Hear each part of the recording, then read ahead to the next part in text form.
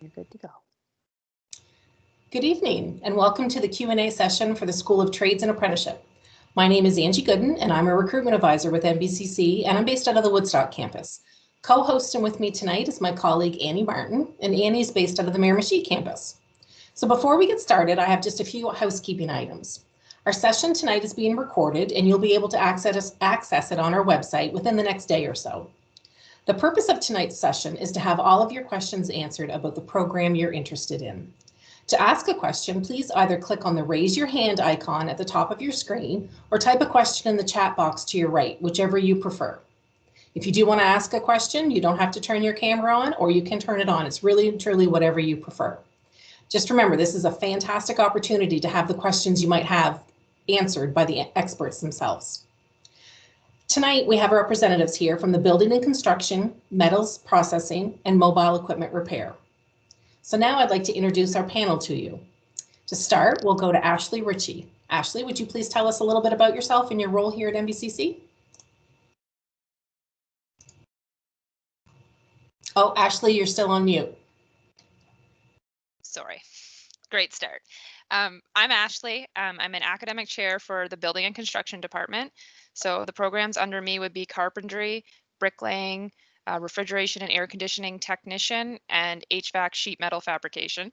I am a tradesperson myself. Before I started this role, I hold 3 red seals in carpentry, bricklaying, and a construction craft worker. And I'm very passionate about promoting the building trades to others. So I'll hand it on to Matthew now. Hi, my name is Matt Armstrong. I'm the academic chair for the transportation programs at NBCC. Those programs include automotive service technician, motor vehicle body repair, motorcycle repair, and also apprenticeship programs that go along with those other programs that I already mentioned. I am also a tradesperson myself. I'm a licensed automotive service technician. I've had a red seal since September 2008, so I have a fair amount of experience in the industry before I transitioned to NBCC. And any questions you might have tonight about transportation programs, I hope I can answer them for you. And I'll pass it off to Andrew. Hi, folks. How are you all tonight? Glad you all can get out and hear what we have to tell you tonight about NBCC. I'm Andrew McDonald. I'm the academic chair for the mobile and industrial equipment repair. So the programs under me are truck and transport, heavy equipment, also marine diesel mechanic, industrial mechanic, and mechanical technician. So anything that moves in industry is my programs are the ones that usually fix them and keep them moving. So if you have any questions on that tonight, hopefully I'm here to help you. I'll pass you on over to Bruce. Good evening, I guess. I'm Bruce Martin. I'm not the trade person in the group. I'm a chemist by profession, but I've been at the college for about 33 years, taught for 22 of those years, and has been an administrator for the last 10 or so. My programs include electrical, both construction and industrial, and pipe trades, which include plumbing and steam fitter, pipe fitter. Both in St. John. St. John is a steam fitter, pipe fitter, plumbing and electrical. In Moncton, there's both plumbing and electrical. In Woodstock, both plumbing and electrical. And in St. Andrews, there's industrial electrical. And in any of those programs, I can help you tonight.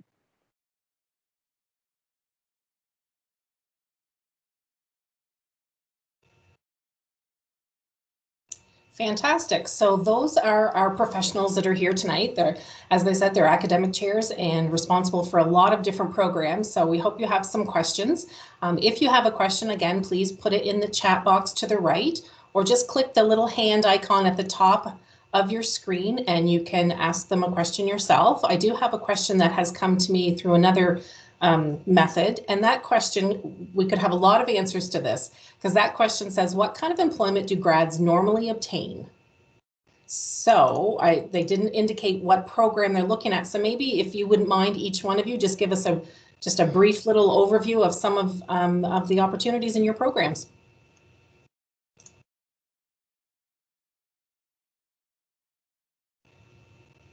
So we want to go back and start with you, Ashley, again? Sure. I guess most of the graduates from my program would go right out with contractors right away. So you would work for somebody like in carpentry, for example, you may be with a framing company or an interior finish company, but you would go with somebody else who kind of ran a company, and you would that would oversee a crew of people working together to get a job done.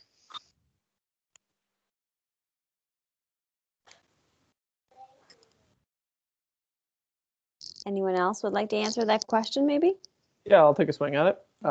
So graduates from the NBCC pre-employment program for automotive service technician, what ends up happening is at the end of that program, you write your, it's referred to as level 1, but in the past it's been referred to as block 1 exam. And once you pass that, you become a registered apprentice in the province of New Brunswick. And that allows you to be employed by dealerships, independent shops, anything like that that is looking for apprentice automotive service technicians. So once you are employed as an apprentice, then what you'll do is you'll accumulate work hours, and you go back to school and write blocks. There's 4 blocks in total for automotive service technician or motor vehicle body repair technician. And then at the end of those 4 blocks, you write your interprovincial red seal. And once you have that, you're certified to work in all the provinces across the country with the exception of Quebec. But as a licensed automotive service technician, there's a lot of doors that open up there for you. So there's lots of different avenues. You could open your own shop if you wanted to. You could work for others. You could work for suppliers, or you could take some other route like myself that went into education. Thanks, Matt. Anyone else would like to take the reins on this one? Andrew, would you like to answer this one? Yeah, like mine would be very similar to Matt's, like within the mobile and equipment repair. Like a lot will end up in the dealership and local shops. And again, some of them might even start their own business up and everything that way. But the difference with mine would be with the industrial side of it. There's a lot of the industrial mechanics, mech tech, they'll end up in sawmills and power plants and refineries and pulp mills. And the same too with pretty much for all the trades, like they're all going to challenge the level 1 or block 1, which depending on where they are with the harmonization and at the end of this and hopefully go out and get indentured and continue on in the apprenticeship. Thank you very much. I did get another question. This one is regarding how does a work day or work week, study week, looks for you guys with COVID now? How does that work? Because we all know that it's hands-on training. So how could you describe that? There's no program specific, by the way. I'll take a swing at that. So basically, I just want to emphasize that we did not take our shop component away from our programs. Our students still come on campus to do the shop component of their training, and they do the theoretical part online. So my best example of this is if you go into a hardware store, you'll see about 40 different types of hammers on the wall there. And the theory behind why those are all different and everything there is, like different weights, different claws, different heads on hammers, all of that you can learn online, and the theory behind why a hammer works the way it does. But as far as actually driving the nail, you would still come to the school to learn that skill, how to actually use that tool. So right now we have, depending on the program, you're either on campus 2 or 3 days a week. And then you do your theoretical training on those other days. One of the advantages of that is that if you did live outside the service area of the campus, you'd only have to go to that campus for those days where there's going to be face-to-face education. The other time you could spend at home and be online for those courses. So in some ways that makes it so much easier because you don't have to travel as much. And also with our online component, it's still instructor led, and so you're still being taught by a professional tradesperson in that program. And also we can even accommodate when you're having struggles with the online, there's the instructors are available to meet up with you when you're in for your practical component to help guide you through them little bumps along the way. So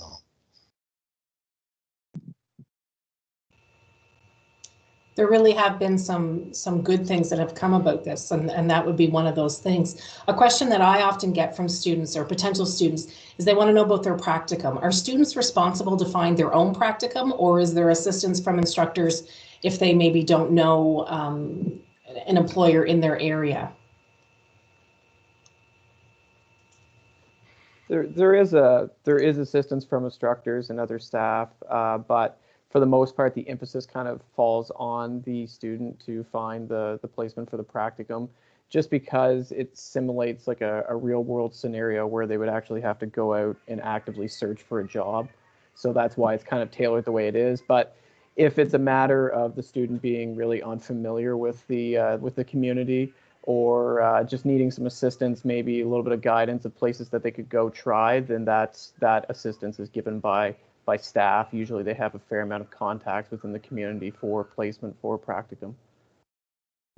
The other thing is that we're not throwing you out into the deep end of the pool. There's 2 communications courses prior to that. And through that time, there's going to be resume helping skills, as well as presentation skills, as well as job search skills. So there's lots and lots of training that's directed towards that first job.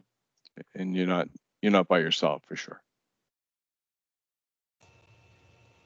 Thank you. I think that's important for students to know, that they're not on their own there.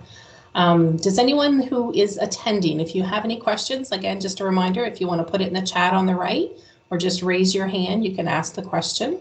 A couple of other things that people often ask us as a recruitment team, they ask about where to buy their books and a book list.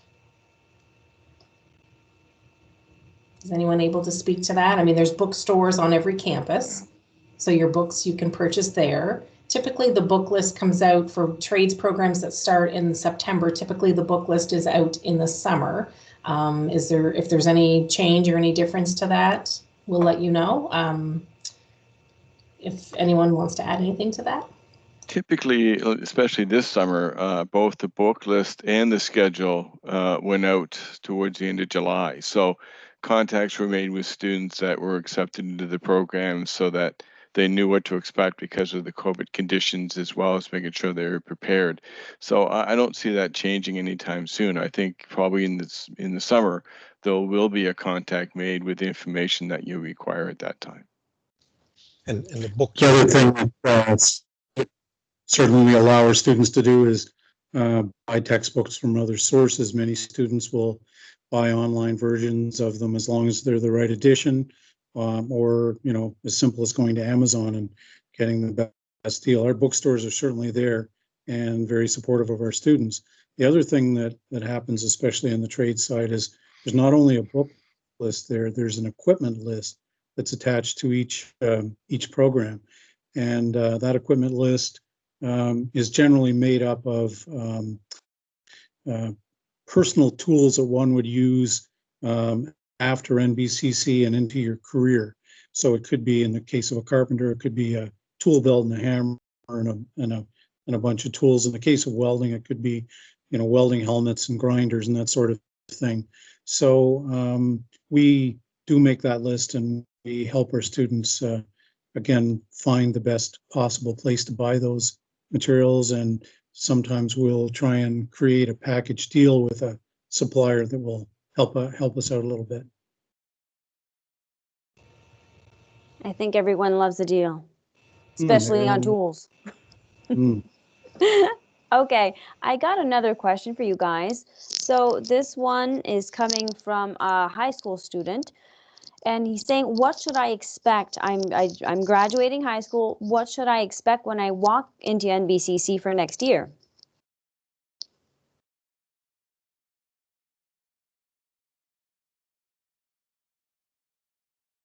Anyone gonna take the bait?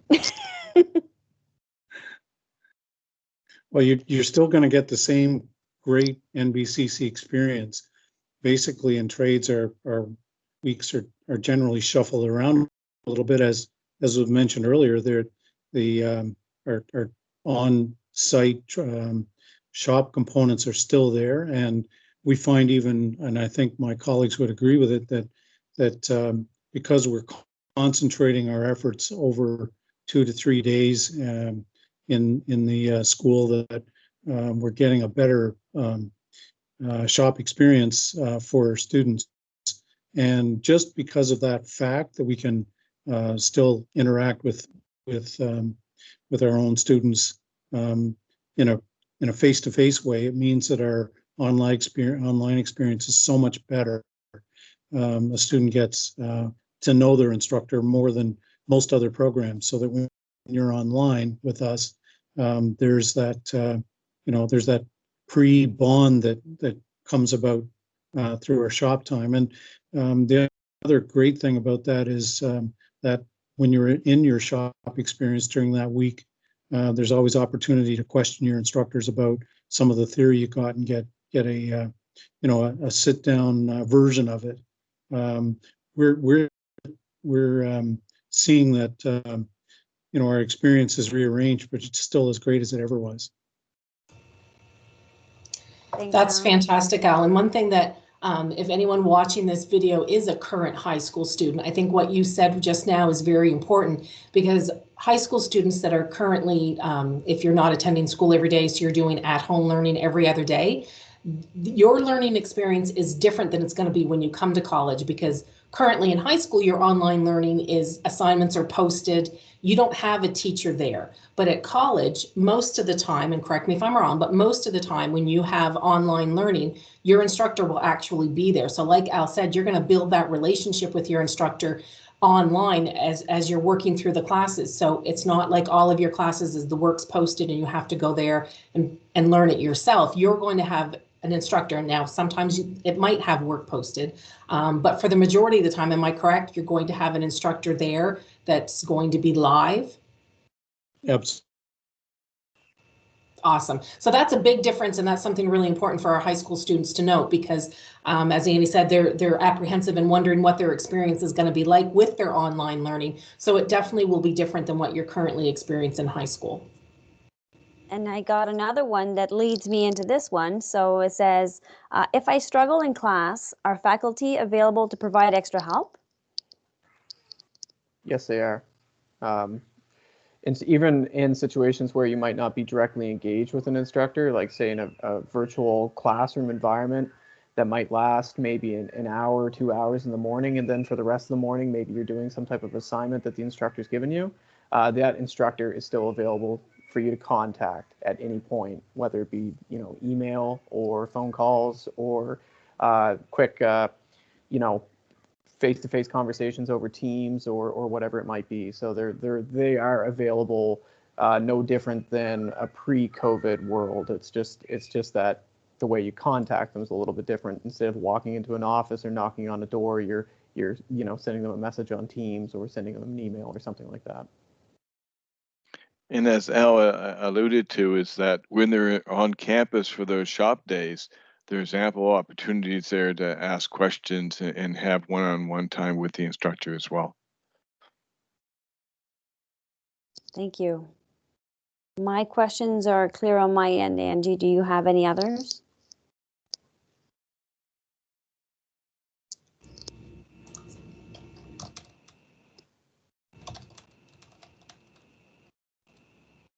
Oh, I got one. There we go. My microphone button was stuck, so I kept clicking. It wasn't working. One question that I would like to ask, because it's often asked to us a lot, is can I take this course on a part-time basis? I need to keep working. I can't afford to stop working. Can I take it on a part-time basis? Man, that's a tough one. That's a real tough one for us.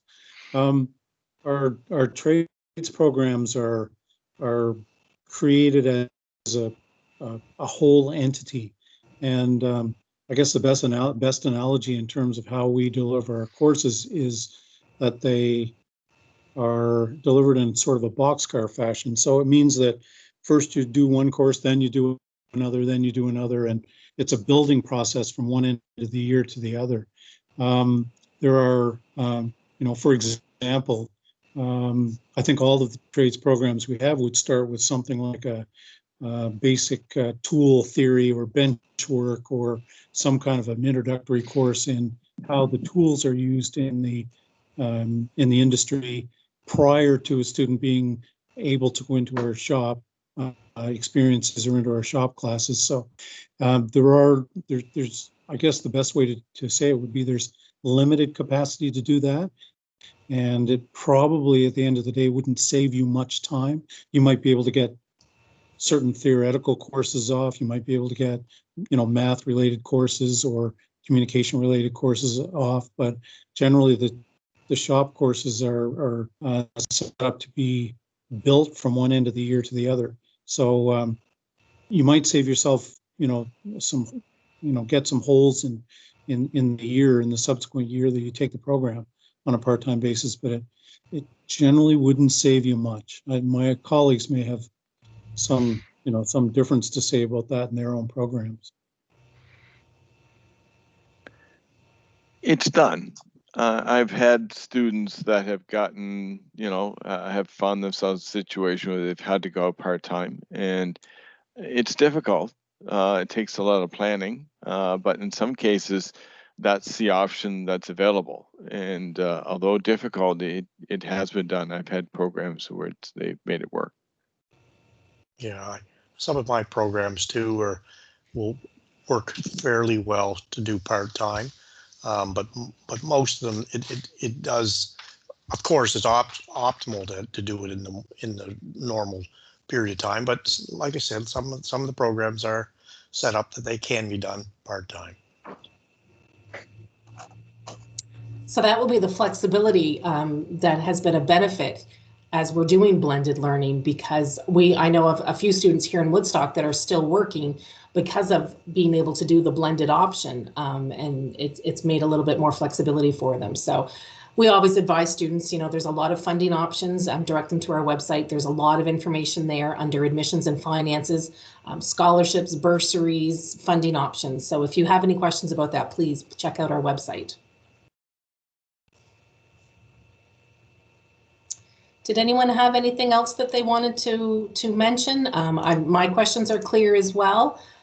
We do have a few guests still left in the meeting. I don't know if you have any questions. Please feel free to raise your hand or put them in the chat. We do have some experts here for a few minutes longer. So my questions are clear. Annie's questions are clear. But if any of our guests have anything to say? There is one question that I would like to ask, though. So if there's any specific courses that someone could take and would be beneficial to them, what would you recommend them to take? Can we say it all together? Yeah, I think we could. Math. Math. Yeah. But All right. on top of that, certainly any trades options in high school are just wonderful. In terms of creating some sense for how tools work, and it also helps our potential students to sort out which sector they might want to be in. But yeah, I'll go back to math too. And I don't want to do a disservice to math and what they learn in high school. I just find the biggest disconnect is almost how the math relates to the trades itself. So a lot of people in high school may not think that a triangle is the roof of a house, or a wheelchair ramp, or it's just not put in the same concept as it would be for when you're working in the trades. And you just, every time you pull out your measuring tape, you really are doing math, but it just doesn't feel like you're doing math the same way that you would in high school. So I'm going to take that as your final answer. Yeah. We love math. Yeah, we love math. Perfect. Angie, any closing room? Oh, sorry, Al, go ahead. No, it's just to build on that particular answer. It's the same as a welder or a fabricator needing geometry to lay out projects and build stuff. It just becomes your second home. That's very true. But we make the math relatable, so you're going to enjoy it. And I believe that, because once you know as to what you're applying it and for what reason, then you get that aha moment. Yeah, very true. Okay. And it's basic relatable math. It's not pie in the sky math with numbers and squares. It's basic relatable math. So don't be intimidated by that. If you do struggle with math a little bit, it's your basic math, but it is incredibly important. We can't stress that enough for sure. So last question for myself. Would you guys and ladies say that age should be a factor when deciding if one should go back to college? Enough of my history. I don't think so myself. I mean, we've had lots of students that range from, 18, 19 years old all the way up into like second career type stuff, people that are in their, 50s even. It's not uncommon to see that. So I wouldn't be intimidated by like if you felt that you didn't fall in that proper age category to go to college, don't let that interfere with the decision to pursue a career. And how do you bring the younger ones with the more experienced one together, though? Because some have life experience. They might have worked in the trade a bit, have experience. But sometimes it That's happens a organically. wonderful thing to see, really. It's a wonderful thing to see. Our more experienced students bring a wealth of not only trades knowledge possibly, but life knowledge, and it's neat to see the partnerships form and the mentorship start to happen, and the whole experience of having older students in our classes means we have a more mature environment to teach in, which is just wonderful stuff. And that kind of hedges on another thing that the college has. From high school, you probably have different classmates for each class. So you'd have English with one group of students and maybe math with a different group and history with somebody else. At the college, you're kind of with your classmates all the time. And so you form a bond, and that's really productive. I mean, a lot of students form study groups and they form relationships. And if you're weaker in one subject, your colleagues will help you through that. And that's the real strength of our system we're using. So Thank you for that. yeah, that's very, very true. There's a lot of diversity at MBCC. Yep. Okay, one final question that I see here is just asking about, asking about the course load. So every program is different. How many courses are taught per term, correct? Every course is different. somewhat and different. Most of our trades programs start in September and end in June. Bricklaying, of course, starts in January and it ends in June. But most of our programs are September to June. So even if it's a 2-year program, then you'll be off for the summer and then you'll come back in September to rejoin. So that's all the questions that I have. Thank you very much, everyone, for your time. We appreciate you joining us this evening. We hope that we answered all of your questions. If you have any further questions and you're a domestic student, please send it to collegeworks@nbcc.ca. And if you're an international student, please send to international@nbcc.ca. So thank you very much and have a great night, everyone. Thank you.